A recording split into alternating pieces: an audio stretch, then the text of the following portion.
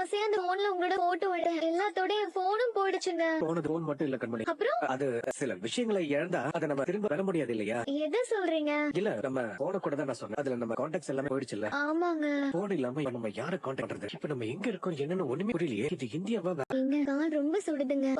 என்ன பண்றதுன்னு புரியல கண்மணி. எனக்கு தாகமா கொஞ்சம் குடிக்க தண்ணி கிடைச்சா நல்லா இருக்கும். உங்களுக்காவது தாகமா தான் இருக்கு. ஆனா எனக்கு ரொம்ப பசிக்குது. கொஞ்சம் ஒருத்துக்கோ, ஏதாவது கிடைக்குதான்னு பாப்போம். ஏய் கண்மணி, என்னாச்சு? எதுக்கு நீ அங்கேயே பாத்துக்கிட்டு இருக்க? இல்ல.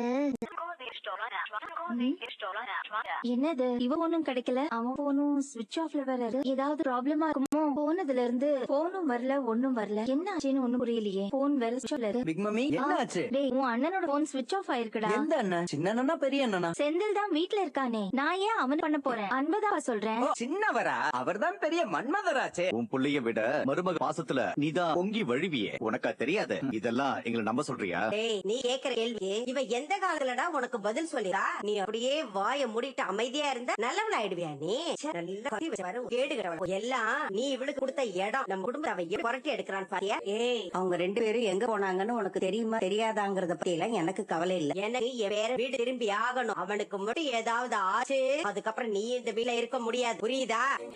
எங்க பாரு. ஏய், வந்துச்சு வந்துச்சு. ஷூ என்னங்க இப்படி ஆயிடுச்சு? சரி விடு, முதல் முயற்சி எல்லாமே பர்ஃபெக்ட்டா வந்துருமா என்ன? இத கரெக்டா உடைச்சிடும். ஏய் வந்துச்சு. சாப்பிடுறதுக்கு